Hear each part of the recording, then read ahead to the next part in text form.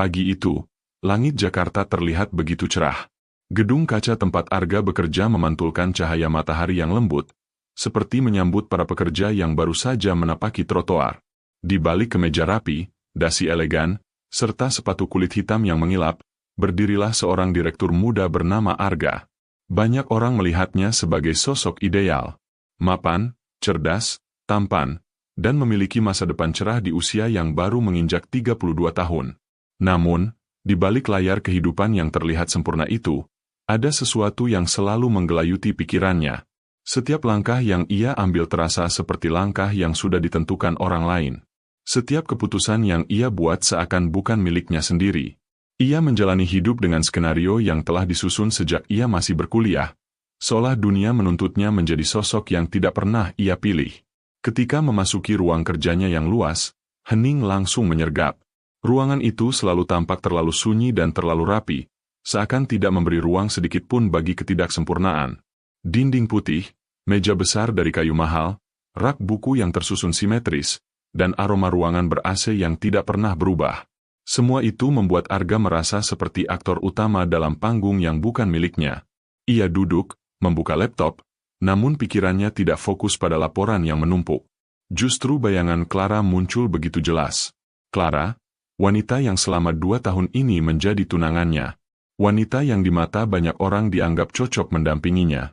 Cantik, sopan, cerdas, punya latar belakang keluarga terpandang. Hubungan mereka terlihat ideal. Tetapi bagi Arga, hubungan itu selalu terasa dingin. Terlalu banyak aturan, terlalu sedikit kehangatan. Ia bahkan tidak ingat kapan terakhir kali Clara memegang tangannya dengan tulus, bukan sebagai formalitas.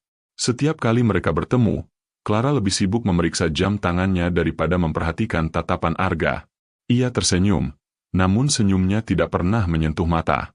Arga memejamkan mata, mengembuskan napas panjang. Ada suara kecil dalam hatinya yang terus berbisik bahwa ia tidak benar-benar mencintai Clara. Namun ia menutupinya selama ini.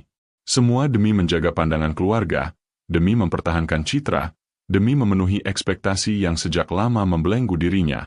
Namun pagi ini berbeda. Ada sesuatu yang terasa mengganjal, seperti firasat tentang sesuatu yang buruk. Dan benar saja. Tepat saat ia baru membuka laporan ketiga, pintu ruangannya diketuk. Sekretarisnya masuk dengan wajah yang terlihat ragu. Ia memegang sebuah amplop putih yang tampak mewah. Arga mengangguk, mempersilakannya masuk, dan menerima amplop itu. Setelah sekretarisnya pergi, ia membuka amplop tersebut. Di dalamnya ada sepucuk surat dengan tulisan tangan Clara. Arga tidak terbiasa melihat tulisan tangan Clara, karena selama ini Clara selalu menggunakan pesan digital. Namun hari itu, Clara memilih cara paling klasik untuk menyampaikan sesuatu yang paling menyakitkan. Surat itu berisi keputusan Clara untuk membatalkan pertunangan mereka. Ia menulis bahwa mereka tidak cocok. Ia menulis bahwa Arga terlalu sibuk dan terlalu kaku. Ia mengatakan ia membutuhkan ruang, waktu, dan seseorang yang lebih mengerti dirinya. Kalimat terakhir membuat dada Arga serasa diremas. Clara mengaku telah dekat dengan pria lain. Arga mematung. Seolah waktu berhenti. Ia membaca surat itu berulang kali, tetapi rasanya tidak ada satupun kalimat yang bisa ia cerna dengan utuh. Dadanya terasa panas, tenggorokannya tercekat, dan hawa ruangan seketika berubah menjadi sesak. Ia tidak tahu bagian mana yang paling menyakitkan. Apakah karena Clara meninggalkannya? Atau karena ia kehilangan sesuatu yang sebenarnya tidak pernah benar-benar ia miliki? Ia menatap jendela besar di ruangannya. Dari lantai 22, ia bisa melihat jalan yang sibuk. Orang lalu lalang, kendaraan berdesakan, suara klakson samar menerobos kaca ruangan. Dunia berjalan seperti biasa. Namun di dalam dirinya, ada sesuatu yang runtuh tanpa suara. Arga bersandar di kursi, menatap langit yang tidak lagi cerah di matanya. Ada rasa kehilangan yang aneh. Ia bukan hanya kehilangan tunangan. Ia kehilangan bagian dari dirinya yang selama ini dipaksa menyatu dengan kehidupan yang tidak ia pilih. Kini, beban itu seperti dilepaskan, namun dengan cara yang sangat menyakitkan. Siang hari itu, Arga menutup semua jadwal rapat tanpa memberikan alasan panjang. Ia berjalan keluar dari gedung dengan langkah berat. Angin kota menyentuh wajahnya, tetapi tidak membuatnya lebih tenang. Dalam perjalanan menuju parkiran, Ia melihat seorang tukang parkir parubaya mengatur kendaraan dengan siulan santai. Wajahnya lelah, namun terlihat tenang. Ia bekerja di bawah terik matahari, tetapi tampak lebih bebas daripada Arga. Arga berhenti sejenak. Ada sesuatu yang mengusik hatinya. Ia memandangi pria itu cukup lama hingga pria tersebut balas menatap. Pria itu tersenyum ramah. Arga mengangguk, lalu melanjutkan langkahnya. Di dalam mobil, ia memejamkan mata. Bayangan hidup mewah, rapat yang tak berujung, rumah besar yang sepi, hubungan yang hambar, semuanya berputar seperti cuplikan film yang pucat. Untuk pertama kalinya dalam hidupnya, ia merasa ingin melarikan diri. Bukan dari masalah, tetapi dari dirinya sendiri yang selama ini terjebak dalam sangkar emas. Hari itu, Arga pulang bukan sebagai direktur muda yang disegani. Ia pulang sebagai pria yang terluka dan bingung tentang arah hidupnya. Namun jauh di dalam hatinya, ada sesuatu yang perlahan tumbuh. Sebuah keinginan untuk melihat dunia yang berbeda. Dunia yang tidak pernah ia sentuh. Dunia yang lebih nyata daripada dinding kaca kantornya. Dan tanpa ia sadari, keputusan yang lahir dari rasa kehilangan hari itu akan mengubah seluruh hidupnya. Sebuah perjalanan panjang baru saja dimulai. Dan Arga belum tahu kemana langkah itu akan membawanya. Yang ia rasakan hanya kekosongan, seolah dunia yang kemarin ia kenal tiba-tiba kehilangan warna. Dalam perjalanan pulang, ia menyetir tanpa arah pasti, membiarkan roda mobil bergerak mengikuti pikirannya yang kacau. Ketika lampu merah menyala di perempatan, Arga menghentikan mobilnya. Ia memandang keluar jendela, memperhatikan para pengendara motor yang berdesakan. Mereka tampak lelah, namun tetap tertawa, bercanda dengan teman mereka di sebelah. Di pinggir jalan, seorang ibu penjual gorengan mengibas minyak panas dengan wajah berkeringat. Meski hidup berat, wanita itu tetap tersenyum kepada pelanggannya yang membeli dengan uang pas. Arga menghela napas panjang. Mengapa kehidupan yang sederhana tampak lebih jujur dibanding hidupnya yang bergelimang fasilitas? Pertanyaan itu terus menghantui pikirannya hingga mobilnya berhenti di depan rumah besar yang sunyi. Rumah itu megah dari luar, tetapi terasa kosong dari dalam. Ia duduk di ruang tamu, memandangi meja tempat cincin pertunangannya dulu diletakkan. 2 tahun perjalanan bersama Clara melintas kembali. Pertengkaran kecil yang tak pernah benar-benar selesai, percakapan singkat yang seolah dikendalikan aturan sosial, senyum Clara yang hangat di awal hubungan, lalu perlahan menjadi formal seperti senyum dalam sesi foto kantor. Arga teringat 2 minggu lalu, saat Clara berkata bahwa ia sedang lelah. Clara memintanya memberi lebih banyak perhatian. Namun ketika Arga berusaha meluangkan waktu, Clara justru sibuk sendiri. Saat itu Arga merasa kesal, tetapi kini ia mengerti. Clara mungkin sudah jauh sebelum dirinya sadar. Telepon berdering, memecah keheningan ruang tamu. Nama Clara muncul di layar. Arga menatapnya lama. Ia merasa pesannya sudah cukup jelas melalui surat. Namun entah kenapa, ia tetap mengangkat panggilan itu. Suara Clara terdengar datar. Ia meminta maaf, namun bukan maaf yang penuh penyesalan. Lebih terdengar seperti formalitas. Clara mengucapkan bahwa keputusannya final, dan ia berharap Arga tidak membuat masalah. Ia juga menyatakan bahwa dirinya sedang mencoba menjalani hubungan baru. Dada Arga seperti diremas lagi. Ia menggigit bibir, berusaha menahan amarah yang terus naik. Namun sebelum ia sempat merespons, suara seorang pria terdengar samar di latar belakang suara Clara. Suara itu memanggil nama Clara dengan nada manja. Clara kaget dan langsung menutup telepon tanpa penjelasan. Arga mematung. Telinganya berdenging. Dunia seolah memudar di sekelilingnya. Ia bangkit dengan langkah limbung menuju dapur, mengambil segelas air, dan meminumnya perlahan. Namun air itu terasa hambar. Sejak kapan hatinya kehilangan rasa? Ia menatap bayangannya di kaca lemari es. Wajahnya terlihat lebih lelah dari biasanya. Pada malam itu juga, Arga mengambil keputusan yang bahkan membuat dirinya sendiri terkejut. Ia meraih tas ransel hitam yang lama tidak ia gunakan.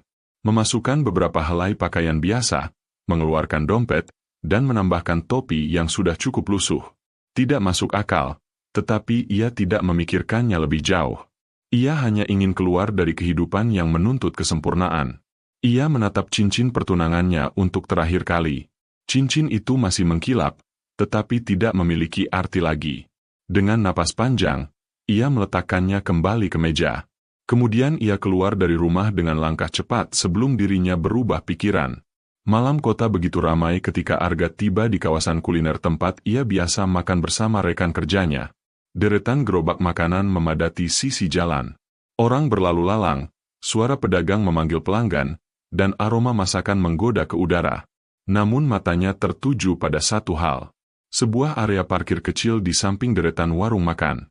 Ada seorang tukang parkir tua di sana. Arga mendekati pria itu dan menyapanya. Lelaki tua itu menyambut dengan senyum ramah yang sama seperti siang tadi ketika Arga memperhatikannya. Nama lelaki itu adalah Pak Giono. Arga tak langsung menyatakan keinginannya. Ia hanya bertanya bagaimana kehidupan seorang tukang parkir.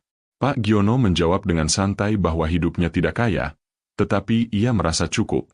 Ia mengatakan bahwa bekerja di bawah langit lebih menenangkan daripada bekerja di dalam gedung megah. Arga mendengarkannya lekat-lekat, seolah setiap kalimat dari pria tua itu memukul kesadarannya. Setelah beberapa menit, Arga akhirnya mengungkapkan niatnya. Ia ingin bekerja di tempat itu, membantu menjaga parkir. Pak Giono awalnya tertawa kecil, mengira Arga bercanda. Namun setelah melihat keseriusan di wajah Arga, tawa itu hilang. Ia terdiam, menatap Arga dengan raut bingung. Tanpa pertanyaan panjang, Pak Giono akhirnya mengangguk. Ia tidak tahu siapa sebenarnya Arga. Ia hanya melihat seorang pemuda yang mungkin sedang tersesat dalam hidup dan butuh tempat bernaung sementara. Keputusan itu tidak membuat Arga merasa lega, namun ia merasakan sesuatu yang lama hilang dari dirinya. Sebuah kesempatan untuk bernapas sebagai manusia biasa. Di antara gemerlap lampu malam kota dan suara pedagang kaki lima, Arga berdiri di sudut area parkir, memegang peluit kecil yang diberikan oleh Pak Giono. Ia menatap jalanan yang sibuk, merasakan hembusan angin malam yang membawa aroma nasi goreng dan kopi sachet. Untuk pertama kalinya dalam hidupnya, Arga tidak tahu apa yang akan terjadi besok. Namun justru ketidakpastian itulah yang membuatnya merasa kembali hidup. Meski dengan cara yang belum pernah ia bayangkan sebelumnya. Malam itu, setelah beberapa jam berdiri di area parkir bersama Pak Giono, tubuh Arga mulai merasa pegal. Udara malam memang sejuk, tetapi jalanan padat dan kendaraan yang datang silih berganti membuatnya harus terus bergerak. Ia belajar memberi kode tangan, meniup peluit kecil, dan mengatur kendaraan agar tidak saling menghalangi. Setiap kali pengendara memberikan uang parkir, Arga menerima dengan sopan, lalu menyerahkannya kepada Pak Giono yang bertugas menghitung. Saat jam menunjukkan hampir pukul 10 malam, kerumunan mulai berkurang. Arga bersandar pada tiang besi, mengusap keringat yang menempel di pelipisnya.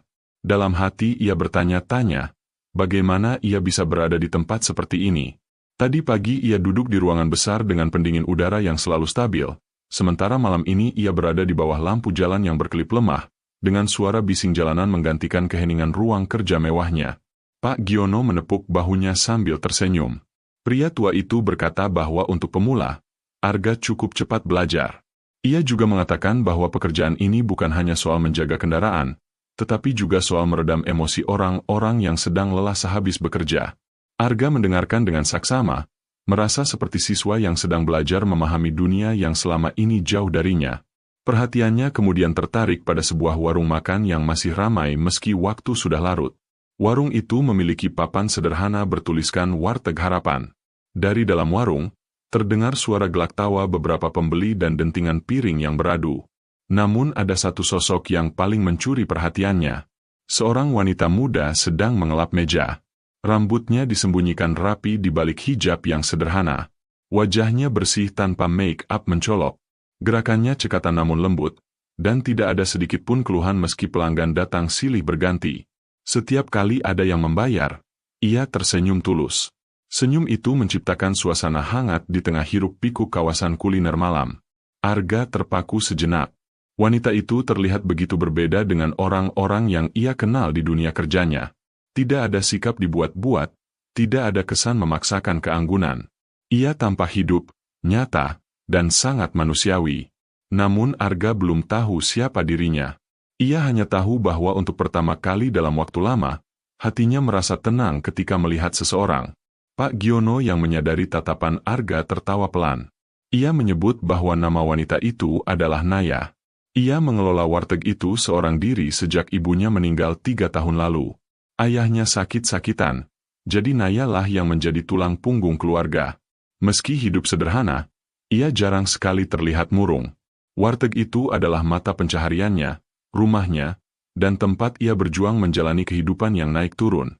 Arga diam mendengarnya. Ada rasa kagum yang perlahan tumbuh. Ia merasa malu, karena selama ini ia menghabiskan hidup di balik meja kerja dengan gaji besar, sementara ada orang seperti Naya yang bekerja jauh lebih keras untuk sekadar bertahan. Kehidupan yang ia jalani ternyata tidak pernah benar membuatnya melihat kenyataan yang ada di luar tembok kaca kantornya. Ketika warung sudah sepi pelanggan, Naya keluar membawa 2 gelas teh hangat. Ia menghampiri Arga dan Pak Giono dengan langkah ringan.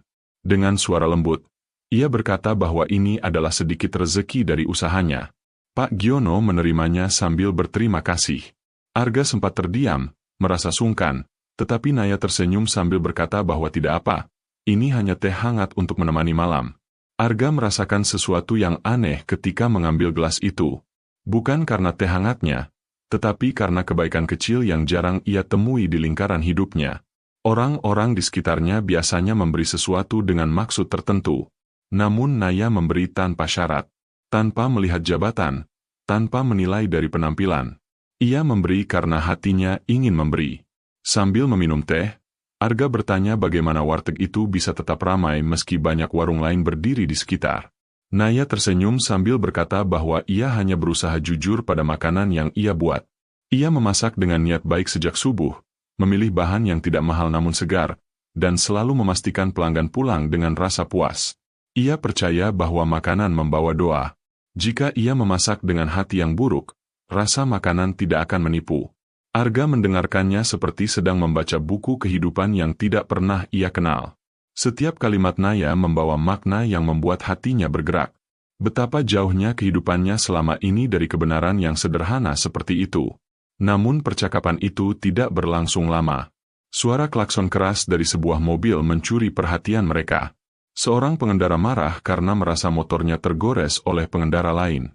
Suasana memanas. Kedua pria itu saling mendorong dan mulai berteriak.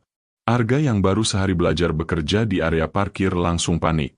Ia ingin melerai, tetapi tidak tahu harus mulai dari mana. Pak Giono melangkah cepat ke arah mereka, mencoba menenangkan dengan suara rendah. Namun salah satu dari mereka justru mendorong Pak Giono hingga hampir terjatuh. Tanpa berpikir panjang, Arga maju.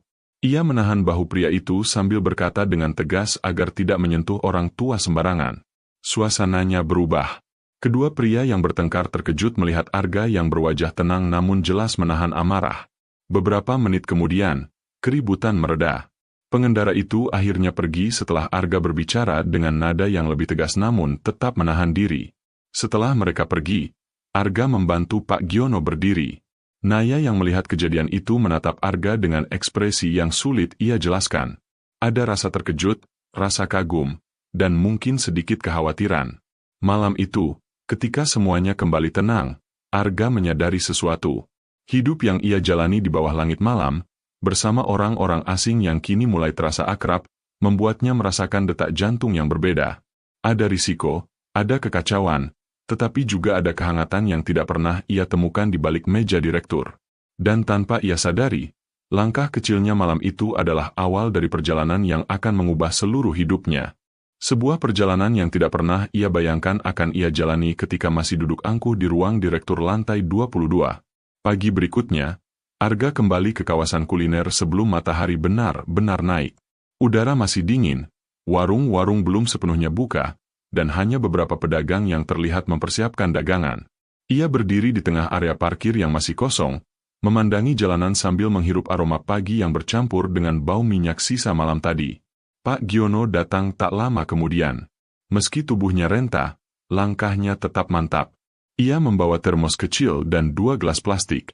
Ketika melihat Arga sudah lebih dulu datang, pria tua itu tersenyum lebar.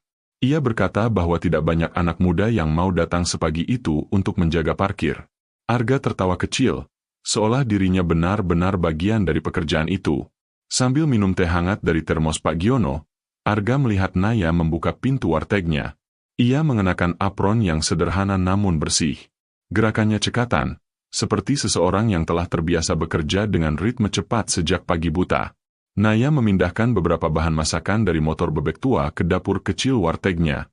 Kantong-kantong berisi sayuran segar, ayam, dan bumbu dapur terlihat bertumpuk. Ketika mata mereka berpapasan, Naya tersenyum pelan sambil mengangguk. Ada sesuatu pada senyum itu yang membuat dada Arga terasa ringan. Ia tidak membalas terlalu banyak, hanya sekadar mengangguk canggung. Namun dalam hati, ia merasakan sesuatu yang sulit dijelaskan. Hari itu, pelanggan mulai datang lebih awal.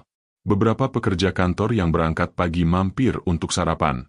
Warteg Naya dipenuhi suara piring, sendok, dan percakapan ringan yang menciptakan suasana akrab. Dari kejauhan, Arga melihat bagaimana Naya melayani setiap pelanggan dengan sabar. Ketika ada yang komplain karena nasi kurang hangat, ia meminta maaf dan menggantinya tanpa keluhan. Ketika ada yang memuji sambal buatannya, pipinya memerah seperti anak kecil yang dipuji guru. Arga terpaku. Sulit baginya membayangkan seseorang dalam posisinya dulu mampu melayani orang lain dengan kesabaran seperti itu. Dunia kantor penuh persaingan, penuh kata keras, penuh tekanan. Berbeda jauh dengan dunia kecil warteg yang tampak sederhana, namun begitu tulus. Namun pagi itu tidak berjalan sepenuhnya tenang. Di antara kerumunan pelanggan yang mulai datang silih berganti, muncul seorang lelaki muda dengan wajah masam. Ia adalah pemasok bahan makanan langganan Naya, bernama Randi. Lelaki itu bersikap tidak sopan, membanting karung beras ke meja sambil menuntut pembayaran lebih cepat. Suaranya lantang, seakan ingin membuat semua orang mendengar. Naya mencoba menenangkannya, namun lelaki itu semakin kasar. Ia berkata bahwa Naya terlalu lambat membayar, padahal sebenarnya warteg itu selalu membayar tepat waktu. Hanya bulan ini Naya terlambat 2 hari karena ayahnya jatuh sakit dan membutuhkan biaya tambahan. Arga yang sedang mengatur motor di dekat pintu warteg mendengar perdebatan itu. Ia menoleh dan melihat ekspresi Naya berubah cemas. Meski ia mencoba tersenyum, ketegangan tidak bisa disembunyikan. Ketika Randi mulai membesarkan suara dan membentak Naya, Arga tidak bisa tinggal diam. Ia berjalan masuk ke teras warteg, mendekati mereka. Langkahnya tenang, tetapi sorot matanya menunjukkan ketegasan. Randi menatap Arga dari ujung rambut hingga kaki, lalu terkekeh meremehkan. Ia memanggil Arga dengan sebutan yang merendahkan, menganggapnya hanya tukang parkir yang ikut campur urusan orang lain. Naya memandang Arga dengan raut khawatir, takut masalah akan semakin besar. Namun Arga tetap berdiri tegak. Ia tidak membalas penghinaan Randi dengan suara keras. Sebaliknya, ia berbicara perlahan dengan nada yang tenang namun penuh tekanan. Arga berkata bahwa tidak ada alasan bagi siapapun untuk membentak seorang wanita yang sedang berusaha bekerja keras menjalani hidup. Ia menyarankan agar Randi menurunkan nada bicara dan memberikan waktu beberapa hari bagi Naya. Suasana tiba-tiba menjadi hening. Beberapa pelanggan menoleh. Randi terdiam sejenak, memandang Arga seperti ingin mencari celah untuk menyerang. Namun sorot mata Arga tajam. Bukan sorot mata seorang tukang parkir biasa, melainkan sorot mata seseorang yang terbiasa memegang kendali. Sorot mata direktur yang lama ia pendam tanpa ia sadari. Akhirnya, Randi mengumpat pelan lalu menyeret kakinya pergi. Pintu warteg kembali berderit. Pelanggan mulai kembali pada makanan mereka, namun suasana masih terasa tegang.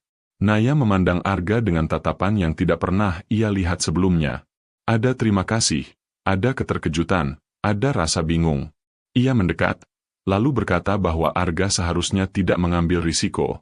Ketika ia berbicara, suaranya sedikit bergetar. Arga tersenyum kecil. Ia menjawab bahwa ia hanya tidak suka melihat orang memperlakukan wanita dengan buruk. Kata-kata itu sederhana, namun membuat Naya menunduk untuk menyembunyikan perasaan yang muncul tiba-tiba. Setelah kejadian itu, Arga kembali bekerja mengatur kendaraan. Namun pikirannya tidak lagi fokus pada alur keluar masuk motor. Ia memandangi pintu warteg yang semi terbuka, tempat ia melihat sekilas bayangan Naya sibuk memasak sambil beberapa kali melirik ke arah luar, seakan memastikan bahwa Arga baik-baik saja. Ketika siang tiba dan pelanggan mulai berkurang, Naya keluar membawa sepiring makanan. Ia meletakkannya di atas meja kecil dekat area parkir dan berkata bahwa ia membuatnya khusus untuk Arga sebagai ucapan terima kasih. Arga ingin menolak karena merasa sungkan, tetapi Naya berkata dengan lembut bahwa ia tidak meminta apapun sebagai balasan. Arga akhirnya menerima hidangan itu. nasi hangat, ayam kecap, sayur bening yang aroma rempahnya menyebar. Ketika ia menyuapkan suapan pertama, Arga terdiam. Rasanya sederhana, tetapi hatinya terasa disentuh. Ada sesuatu dalam kehangatan makanan itu yang tidak pernah ia rasakan dari hidangan restoran mahal. Hari itu, Arga makan sambil sesekali bertukar pandang dengan Naya. Tidak ada yang mereka ucapkan secara langsung. Namun ada sesuatu yang perlahan tumbuh dari keheningan sederhana itu. Saat sore mulai turun dan lampu jalan menyala perlahan, Arga menyadari bahwa dalam hanya 2 hari hidupnya berubah arah begitu drastis. Dari dunia yang serba mewah menuju dunia para pejuang kehidupan. Dan di tengah dunia baru itu, hadir seorang wanita bernama Naya yang menyalakan cahaya baru dalam hidupnya. Arga tidak tahu kemana semua ini akan membawanya. Namun ia merasakan sebuah tarikan yang tidak dapat ia abaikan lagi. Sebuah tarikan menuju kehidupan yang lebih jujur. Sebuah tarikan yang membuatnya tidak ingin kembali pada hidup lamanya. Arga tidak menyadari bahwa di balik senyum lembut Naya, ada bayang-bayang masalah yang perlahan mendekat, menunggu saat untuk menguji ketulusan langkahnya di dunia baru ini. Keesokan harinya, Arga kembali datang lebih pagi dari biasanya. Ia merasa seperti sedang mengejar sesuatu yang tidak jelas bentuknya, tetapi sangat jelas arahnya. Kawasan kuliner itu masih sepi. Hanya ada suara sapu lidi dari beberapa pedagang yang membersihkan area depan lapak masing-masing. Pak Giono belum datang, namun pintu warteg Naya sudah sedikit terbuka. Arga melangkah mendekat, hanya untuk melihat Naya duduk di salah satu bangku dengan wajah pucat. Rambut yang disembunyikan di balik hijabnya tampak berantakan di tepi kain. Tangannya menggenggam ponsel dengan kuat, seperti sedang menahan sesuatu yang hampir pecah. Arga berhenti beberapa langkah. Ia tidak ingin membuat Naya merasa terganggu, namun sesuatu pada raut wajah Naya membuatnya bertanya apakah ia baik-baik saja. Naya sempat terkejut melihat Arga, lalu buru-buru menyeka sudut matanya. Ia tersenyum, meski senyum itu hanya sekilas dan tidak sampai pada matanya. Ia mengatakan semuanya baik. Namun suara Naya bergetar halus. Bagi orang biasa mungkin tidak terdengar, tetapi telinga Arga menangkap setiap retakan kecil dalam nada itu. Naya kemudian bangkit, berusaha kembali bekerja seperti biasa. Ia mengambil pisau dan mulai memotong sayuran, tetapi tangannya sedikit gemetar. Beberapa lembar kol jatuh ke lantai. Ia memungutnya sambil meminta maaf, seolah-olah ia melakukan kesalahan besar. Arga menatapnya dari luar, merasa tidak tenang. Ada sesuatu yang berat sedang Naya sembunyikan, namun Arga tidak berani memaksa bertanya. Ia tahu batas. Ia tahu bahwa pria baru yang muncul begitu saja di hidup seseorang tidak punya hak menggali luka yang belum siap dibuka. Jam berjalan lambat. Pelanggan mulai berdatangan. Naya kembali menjadi sosok cekatan yang ramah. Ia melayani dengan senyum yang tampak sempurna. Namun setiap kali ia balik badan, ada sorot mata yang mirip seperti seseorang yang berusaha menahan napas terlalu lama. Ketika siang tiba, Arga mengambil waktu sebentar untuk minum. Saat itulah Naya datang membawa segelas es teh seperti biasa. Namun kali ini ia tidak tersenyum. Ia menaruh gelas itu, lalu duduk di kursi sebelah Arga meski hanya sebentar. Ia berkata bahwa ayahnya kembali masuk rumah sakit sejak subuh tadi. Tekanan darah ayahnya tiba-tiba turun drastis dan harus dirawat. Naya ingin pergi, tetapi ia tidak bisa meninggalkan warteg terlalu lama. Tidak ada yang mengurusnya jika ia pergi. Tidak ada yang bisa ia andalkan selain dirinya sendiri. Arga mendengarkan tanpa memotong. Naya kemudian menambahkan bahwa biaya rumah sakit meningkat dan pemasok seperti Randi mulai menekan karena pembayaran terlambat. Suaranya semakin pelan, seakan ia berusaha agar tidak terdengar rapuh. Arga merasakan sesuatu menegang di dadanya. Ia ingin menawarkan bantuan. Ia ingin mengatakan bahwa ia bisa membayar biaya dokter, bahkan membeli obat untuk ayah Naya. Namun ia teringat perannya. Di mata Naya, ia hanyalah tukang parkir yang baru bekerja 2 hari. Jika ia menawarkan uang, tentu akan ada pertanyaan. Bagaimana bisa seorang tukang parkir memiliki uang sebanyak itu? Identitasnya akan terbongkar. Naya akan tahu bahwa ia berbohong. Dan mungkin Naya akan menjauhinya.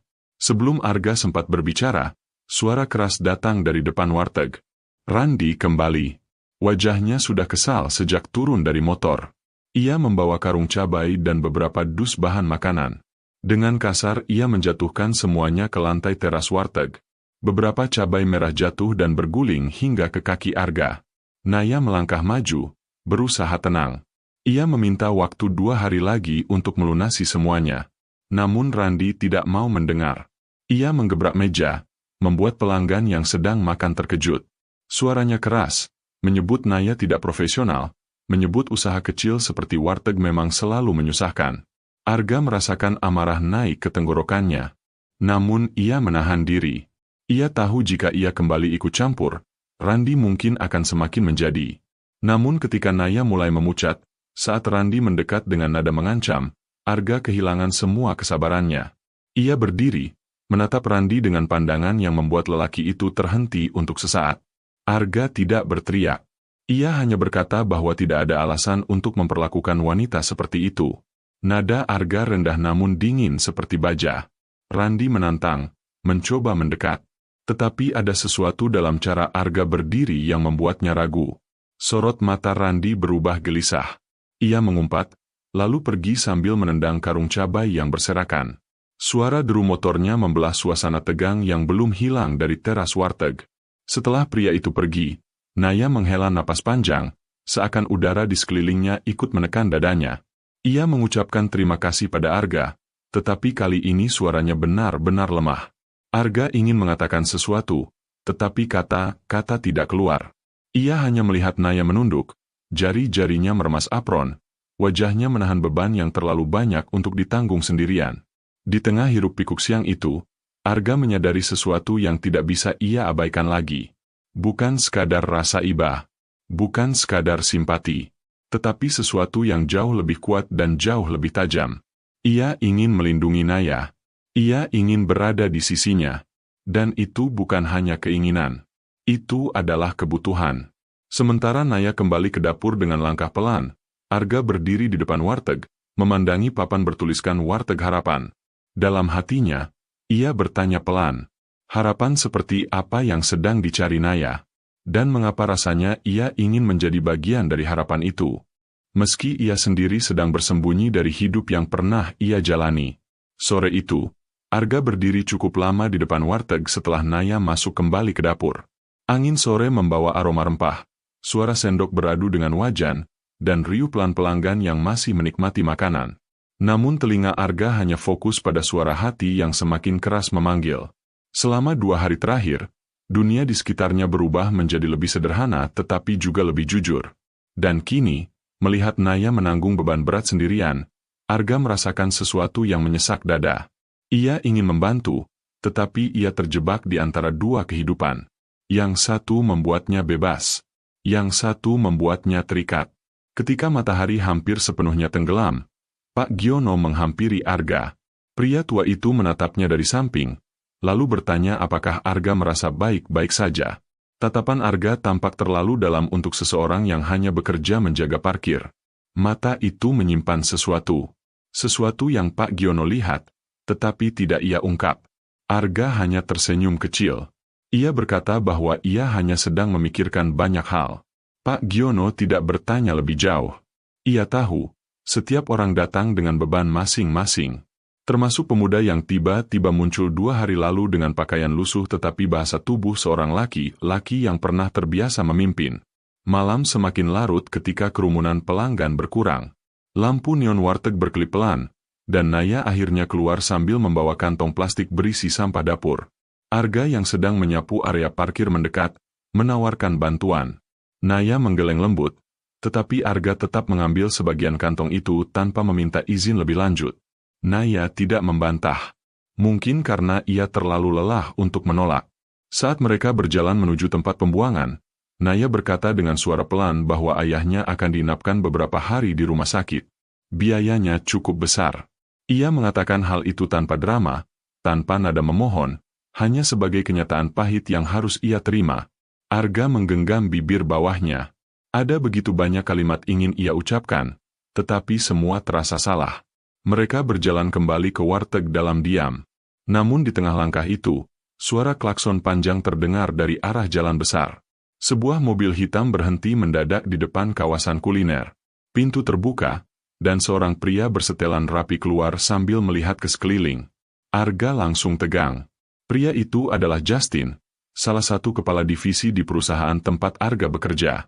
Seorang bawahan yang sering berada di ruangan rapat bersamanya.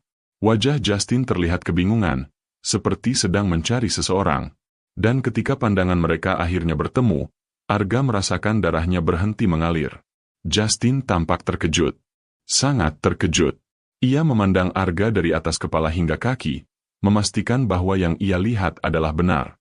Dan ketika ia yakin, wajahnya langsung berubah menjadi campuran antara panik dan tidak percaya.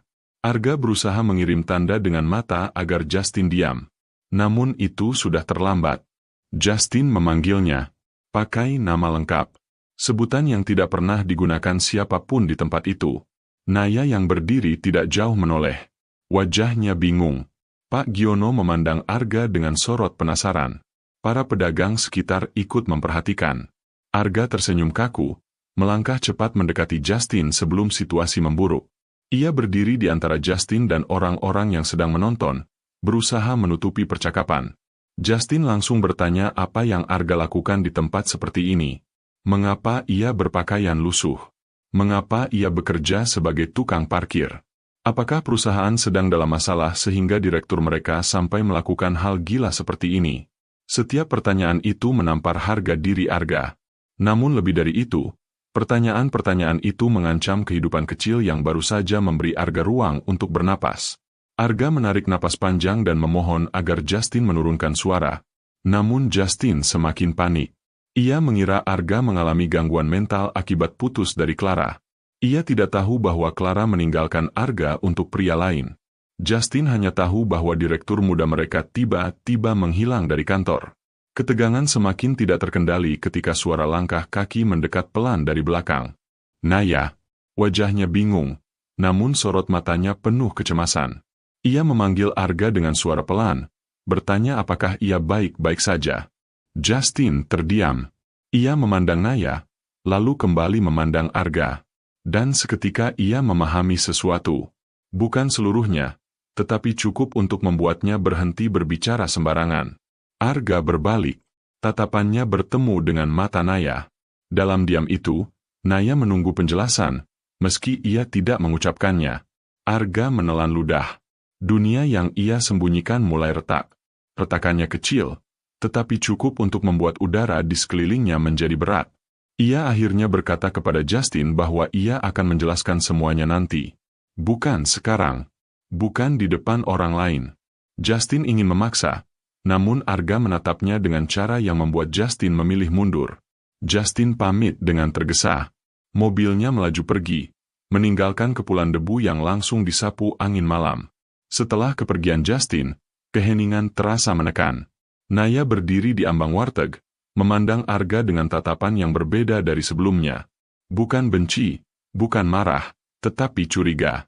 Seperti seseorang yang baru saja menyadari bahwa orang di depannya mungkin menyembunyikan sesuatu yang jauh lebih besar daripada yang ia bayangkan. Arga membuka mulut, ingin menjelaskan. Namun kata-kata tidak keluar. Ia takut. Ia ragu. Ia belum siap. Dan ketidakmampuan itu membuat Naya menarik diri. Ia berkata ia harus menyiapkan makanan untuk besok, lalu melangkah masuk tanpa menunggu respons Arga. Arga tetap berdiri di tempat. Angin malam terasa lebih dingin. Lampu warteg perlahan dipadamkan satu persatu. Dan ketika pintu kayu warteg ditutup, Arga merasakan seperti sebuah dinding dibangun di antara mereka. Dinding yang ia ciptakan sendiri dengan kebohongan yang ia pikir tidak akan pernah menyakiti siapapun. Namun kini, dinding itu mulai tumbuh retakan yang bisa sewaktu-waktu runtuh. Dan Arga tidak bisa menahannya lagi. Malam itu, setelah pintu warteg tertutup rapat, Arga tetap berdiri di luar, seperti seseorang yang kehilangan arah. Cahaya lampu jalan memantulkan bayangan tubuhnya yang tampak lebih panjang, lebih kurus, dan jauh dari sosok direktur muda yang biasa tampil tegap dan percaya diri. Semua itu membuat dadanya terasa sesak. Ia mencoba mengetuk pintu warteg, berharap Naya membuka sedikit saja untuk mendengarkan. Namun sebelum jarinya menyentuh kayu, langkahnya terhenti. Ada rasa gentar yang menusuk, rasa takut kehilangan sesuatu yang baru ia temukan. Ia akhirnya menurunkan tangannya dan melangkah mundur. Ia tidak siap memberikan jawaban yang mungkin bisa meruntuhkan kepercayaan Naya seketika. Arga menghabiskan sisa malam itu duduk di pinggir jalan, di dekat gerobak bakso yang sudah tutup. Ia menatap kosong ke arah trotoar, mengingat setiap kata Justin, setiap tatapan Naya, dan setiap kebohongan yang ia ciptakan sejak ia pertama kali memutuskan menyamar. Ia pikir peran kecilnya sebagai tukang parkir hanya sementara, hanya pelarian singkat dari tekanan yang menghimpit. Namun sekarang ia mengerti, pelarian itu telah menariknya masuk terlalu dalam. Pagi datang tanpa Arga sempat memejamkan mata. Lampu jalan padam perlahan, digantikan cahaya matahari yang pelan merayap ke tepian bangunan. Ketika pedagang mulai berdatangan membuka lapak mereka, Arga berdiri lemah, mengusap wajahnya dengan kedua tangan. Ia tahu ia tidak bisa lari dari kenyataan. Pak Giono tiba pertama kali seperti biasa. Melihat Arga dengan mata merah dan wajah letih, pria tua itu langsung paham bahwa sesuatu terjadi semalam. Namun ia tidak bertanya. Pak Giono hanya menepuk bahu Arga, menawarinya teh hangat dari termos kecilnya. Arga menerimanya dengan senyum yang dipaksakan. Teh itu panas, namun ia tidak merasakan apapun selain kekosongan. Ketika Naya membuka wartegnya, Arga menoleh dengan cepat. Namun Naya hanya memberi senyum yang terlalu tipis, terlalu formal. Tidak ada kehangatan seperti hari-hari sebelumnya. Ia masuk ke dalam tanpa bicara panjang. Itu menusuk Arga lebih dalam daripada teriakan siapapun. Ia mencoba membantunya membawa beberapa bahan masakan, tetapi Naya hanya berkata bahwa ia bisa mengurus semuanya sendiri. Arga mundur setengah langkah, merasakan jarak yang tiba-tiba sangat jauh. Siang itu berjalan lambat, namun penuh ketegangan halus yang hanya mereka berdua rasakan. Pelanggan datang silih berganti, namun Naya tidak banyak menatap ke arah Arga. Jikapun ia menoleh, tatapannya cepat beralih seolah ia takut melihat lebih dalam. Menjelang sore, saat kawasan kuliner mulai ramai kembali, sesuatu yang tidak diharapkan terjadi. Seorang wanita elegan turun dari mobil sedan mewah yang berhenti di depan area parkir. Wanita itu mengenakan pakaian mahal, rambutnya disisir rapi, dan aksesorisnya memantulkan cahaya sore. Arga membeku. Wanita itu adalah Clara. Clara berjalan langsung ke arahnya, tanpa peduli bahwa Arga mengenakan rompi parkir lusuh dan celana yang warnanya sudah memudar. Tanpa peduli bahwa puluhan mata sedang menatap mereka.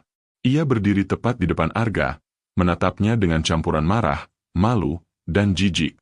Clara menanyakan dengan suara lantang apa yang Arga lakukan di tempat seperti itu. Apakah benar kabar yang ia dengar bahwa Arga menyamar seperti orang miskin? Apakah Arga sudah kehilangan akal? Setiap kata Clara terdengar seperti tamparan. Arga mencoba menurunkan suaranya, memintanya bicara di tempat lain. Namun Clara semakin keras. Ia menuduh Arga mempermalukan dirinya dan keluarga. Ia menyebut bahwa Arga seharusnya tampil sebagai pria sukses, bukan menjadi tontonan sebagai tukang parkir. Suara Clara menarik perhatian banyak orang, termasuk Naya yang keluar membawa pesanan pelanggan. Ketika mata Naya melihat Arga dan Clara berdiri berhadapan, wajahnya langsung pucat. Ia berhenti di ambang pintu, tidak bergerak. Clara, yang melihat Naya memperhatikan mereka, mendekat ke arah warteg dengan tatapan menilai. Ia bertanya dengan nada menghina apakah ini alasan Arga hilang dari dunia. Apakah Arga benar-benar jatuh sedalam itu hingga mendekati wanita warteg? Nada Clara menusuk, dingin, dan menghancurkan tanpa ampun. Arga merasakan darahnya mendidih. Ia melangkah cepat dan berdiri di antara Clara dan Naya. Dengan suara yang jauh lebih keras daripada sebelumnya, Arga meminta Clara berhenti merendahkan orang yang tidak bersalah. Orang yang bekerja keras dengan cara jujur. Kata-kata itu membuat beberapa pelanggan yang mendengar mengangguk kecil, seakan mereka ikut merasakan ketidakadilan yang melintas di hadapan mereka. Clara terkejut. Ia tidak pernah melihat Arga semarah itu. Namun rasa terkejutnya berubah menjadi ejekan. Clara tertawa pelan, lalu berkata bahwa ia mengerti sekarang kenapa Arga ditinggalkan. Karena ternyata Arga terlalu mudah jatuh dalam kehidupan kelas bawah. Naya memejamkan mata pelan, seolah kata-kata itu mengenai dirinya secara langsung. Tidak tahan lagi, Arga berkata dengan suara tegas bahwa Clara tidak punya hak berbicara seperti itu. Ia juga menyatakan bahwa hubungan mereka sudah berakhir dan ia tidak ingin Clara mengusiknya lagi. Clara terpaku. Tidak pernah sebelumnya Arga berbicara sekeras itu. Namun akhirnya ia berbalik, mengeluarkan kata terakhir yang membuat udara sekeliling membeku. Clara berkata bahwa ia menyesal pernah bertunangan dengan seseorang yang tidak tahu jati dirinya sendiri. Mobil itu melaju pergi, meninggalkan debu yang berputar di udara. Keheningan panjang menyelimuti kawasan itu. Semua orang kembali pada aktivitas, namun suara mereka terdengar jauh. Arga menoleh ke arah Naya, tetapi Naya tidak menatap balik. Ia menunduk, memegang nampan yang sejak tadi tidak ia letakkan. Ia tampak goyah. Arga ingin mendekat. Ia ingin menjelaskan sebelum semuanya terlambat. Namun Naya hanya berkata dengan suara lirih bahwa ia butuh waktu. Kemudian ia masuk ke dalam warteg dan menutup pintu perlahan. Tidak membanting. Tidak marah. Justru makin menakutkan karena sunyi. Arga tetap berdiri di tempat, merasakan sesuatu di dalam dadanya runtuh pelan. Kata-kata yang ingin ia ucapkan menggumpal di tenggorokan. Ia tahu dinding kebohongannya telah sepenuhnya retak. Sekarang ia takut retakan itu menjadi jurang yang memisahkannya dari Naya. Sebuah jurang yang semakin melebar setiap detik. Naya menjauh dengan langkah pelan yang tidak pernah ia bayangkan sebelumnya. Arga berdiri lama di depan warteg yang kini tertutup rapat. Suara sendok dan wajan dari dapur tidak terdengar seperti biasanya. Tidak ada aktivitas yang menunjukkan Naya sedang memasak. Sunyi itu menusuk lebih dalam daripada amarah siapapun. Sunyi itu adalah tanda bahwa Naya sedang mencoba memahami sesuatu yang terlalu berat. Pak Giono mendekat perlahan. Pria tua itu bertanya apakah Arga ingin bercerita. Arga menggeleng, menatap tanah. Ia mengatakan bahwa kebenaran hidupnya terlalu jauh dari apa yang ia tunjukkan selama ini. Pak Giono menghela napas panjang, lalu berkata bahwa setiap manusia punya masa lalu. Namun menyembunyikan diri dari orang yang ingin kita lindungi justru bisa melukai lebih dalam. Ucapan itu menampar Arga dengan lembut namun tajam. Ia tahu ia tidak bisa menunda lagi. Saat malam turun, lampu warteg kembali menyala sedikit. Arga mendekati pintu dan mengetuk pelan. Tidak ada respons. Ia mengetuk sekali lagi, kali ini dengan suara yang hampir memohon. Pintu terbuka beberapa sentimeter. Naya berdiri di baliknya. Wajahnya letih, matanya sembab, namun ia tetap berdiri tegak. Ia bertanya dengan suara pelan, apa yang ingin Arga katakan? Arga mengambil napas panjang. Setiap kata terasa berat, tetapi harus ia keluarkan. Ia mengakui semuanya, bahwa ia bukan tukang parkir, bahwa ia adalah direktur sebuah perusahaan besar yang memilih menyamar karena patah hati, karena tekanan, karena kehilangan dirinya sendiri. Ia mengakui bahwa ia tidak pernah berniat membohongi Naya, tetapi waktu berjalan terlalu jauh tanpa ia sadari. Naya menunduk, air mata jatuh perlahan ke lantai. Bukan karena marah, tetapi karena kecewa. Ia berkata bahwa yang menyakitkan bukan identitas Arga, tetapi kenyataan bahwa ia melihat Arga sebagai sosok sederhana yang jujur. Ia bicara bukan dengan nada keras, tetapi dengan suara yang perlahan pecah. Ia kemudian bertanya, apakah makanan yang ia masak, tawa kecil yang mereka bagi, dan perhatian yang ia beri, semuanya hanya terlihat kecil dan tidak berarti bagi pria sekaya Arga. Arga tertegun. Ia segera menjawab tidak. Ia berkata bahwa justru Naya membuatnya merasa hidup kembali. Bahwa semua kedekatan mereka adalah nyata. Bahwa tidak ada satu hal pun yang ia rasakan yang palsu. Namun Naya mengusap air matanya. Ia berkata bahwa hatinya butuh waktu untuk mempercayai itu.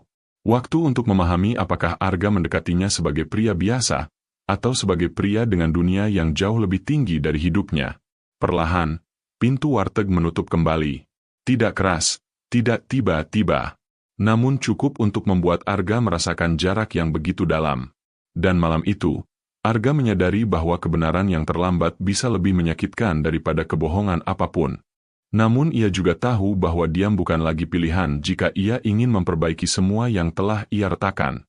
Keesokan paginya, Arga datang lebih awal. Udara masih basah oleh embun. Sinar matahari baru merayap di balik gedung. Ia berdiri di depan warteg yang pintunya masih tertutup, berharap bisa berbicara lagi dengan Naya. Namun setelah 1 jam menunggu, Naya tetap tidak keluar. Pak Giono datang dan hanya bisa menepuk bahu Arga. Pria tua itu berkata dengan lembut bahwa beberapa luka hanya bisa disembuhkan oleh waktu, bukan oleh kata-kata. Namun waktu yang berjalan tanpa usaha juga bisa membuat luka itu semakin dalam. Ucapan itu membuat Arga mengambil keputusan yang lebih besar dari sekadar meminta maaf. Di siang hari, Arga kembali ke perusahaan hanya untuk mengurus satu hal. Ia menemui tim internal dan mengajukan program kerja sama baru. Program yang memungkinkan usaha kecil seperti warteg menyediakan catering makanan untuk proyek kantor. Ketika ditanya alasan, Arga menjawab singkat bahwa perusahaan harus lebih dekat dengan rakyat kecil. Tidak ada satupun yang curiga, karena Arga selalu dikenal tegas dan visioner. Namun langkah itu hanyalah awal. Ia kembali ke kawasan kuliner ketika matahari hampir terbenam. Kali ini ia membawa sesuatu. Sebuah map berisi kontrak kerjasama yang sederhana, tidak rumit, dan tidak mengikat. Kontrak yang memberi kesempatan bagi warteg Naya untuk menyuplai makanan bagi puluhan pekerja proyek setiap hari. Kontrak yang bisa mengangkat beban utang, biaya rumah sakit ayahnya, dan tekanan dari pemasok seperti Randi. Ketika Naya akhirnya keluar warteg untuk membuang sampah, Arga mendekat perlahan. Ia tidak ingin memaksa. Ia hanya berdiri beberapa langkah dan memanggil namanya dengan suara pelan. Naya menoleh. Masih ada jarak di mata itu. Arga langsung menjelaskan bahwa ia tidak datang untuk meminta maaf lagi. Ia datang membawa sesuatu yang bisa mengubah keadaan. Ia menawarkan peluang yang jujur, tanpa niat menekan, tanpa niat balas budi. Hanya peluang yang lahir dari ketulusan. Naya menatap map di tangan Arga. Tangannya ragu saat menyentuhnya. Ketika ia membaca isi kontrak singkat itu, matanya mulai bergetar. Ia membaca ulang beberapa kali, memastikan tidak ada jebakan atau janji yang terlalu manis. Namun semua tertulis sederhana. Bersih, transparan. Arga berkata bahwa ia ingin bekerja sama sebagai dua orang dewasa. Bukan sebagai direktur yang kasihan pada pemilik warteg. Namun sebagai seseorang yang percaya bahwa usaha Naya layak mendapat kesempatan. Beberapa detik yang sunyi berlalu. Kemudian Naya menutup map itu dan menatap Arga. Air mata tidak lagi jatuh. Namun suaranya pelan ketika ia bertanya, apakah ini karena ia merasa iba? Arga menggeleng. Ia menjawab dengan suara mantap bahwa ini bukan iba. Ini adalah rasa hormat. Rasa hormat pada perempuan yang bekerja tanpa menyerah meski hidup terus menguji. Untuk pertama kalinya sejak semua retak, Naya tidak menunduk atau menjauh. Ia hanya terdiam, memegang map itu erat, seolah memegang secercah harapan yang baru hadir dalam hidupnya. Arga tidak meminta jawaban hari itu. Ia hanya berkata bahwa ia akan terus membuktikan ketulusannya, bukan dengan kata-kata, tetapi dengan langkah yang nyata. Ketika malam turun, Naya kembali masuk ke dalam warteg sambil membawa map itu. Pintu menutup pelan, namun kali ini terasa berbeda. Tidak lagi seperti dinding yang memisahkan. Lebih seperti pintu yang perlahan mulai membuka. Memberi Arga harapan yang selama ini tidak berani ia sentuh. Pagi berikutnya, Arga kembali berdiri di depan warteg dengan langkah yang lebih ringan. Ia tidak tahu apakah Naya sudah membaca seluruh isi kontrak itu, atau apakah ia akan menerimanya. Namun ada sesuatu yang berubah dalam dirinya. Ia tidak lagi digerakkan oleh penyesalan, tetapi oleh keyakinan bahwa ia ingin berjalan jujur hingga akhir. Ketika pintu warteg terbuka, Naya muncul dengan wajah yang tidak lagi setegang kemarin. Masih ada kehati-hatian di matanya. Namun ada pula rasa percaya yang mulai tumbuh perlahan. Ia menyapa Arga dengan suara kecil tetapi tidak lagi menjauh. Tanpa banyak kata, ia menyerahkan map kontrak yang telah ditandatangani. Arga terkejut. Ia tidak menyangka keputusan itu datang secepat ini. Naya berkata bahwa ia sempat membaca semuanya berkali-kali semalam. Ia melihat bahwa tidak ada niat buruk di balik tawaran itu. Tidak ada jebakan. Tidak ada dominasi. Hanya kesempatan yang jujur. Arga menahan napas. Rasanya seperti ada beban yang dilepas dari pundaknya setelah berminggu-minggu menekan. Namun sebelum ia sempat mengucapkan terima kasih, Naya menambahkan bahwa menerima kontrak tidak berarti ia langsung membuka hati. Ia masih membutuhkan waktu untuk benar-benar percaya pada Arga sebagai pribadi, bukan sebagai direktur yang melihat dunia dari atas. Arga mengangguk. Ia menghormati itu. Ia tidak ingin memaksa apapun. Hari itu berjalan dengan suasana yang berbeda. Pelanggan datang lebih ramai dari biasanya, meski tidak ada yang tahu apa yang sedang terjadi di balik pintu dapur. Naya memasak dengan lebih bersemangat, dan sesekali membiarkan dirinya berbicara singkat dengan Arga tanpa rasa canggung berlebihan. Senyumnya mulai kembali, meski tidak selebar dulu. Namun senyum itu nyata. Dan itu lebih dari cukup. Menjelang sore, warteg akhirnya sepi. Naya duduk di bangku panjang di teras, menatap langit yang mulai menguning. Arga duduk di sampingnya, namun memberi jarak yang sopan. Keduanya tidak berbicara untuk beberapa saat. Angin sore meniup aroma sisa masakan, menciptakan suasana damai yang sulit dijelaskan. Naya akhirnya berkata bahwa hidup tidak selalu memberi kesempatan kedua. Namun ia percaya bahwa orang yang berani berubah layak diberi ruang untuk membuktikan diri. Arga mendengar setiap kata itu dengan hati yang hangat. Ia tidak memotong. Ia tidak mencoba menjelaskan. Ia hanya menerima.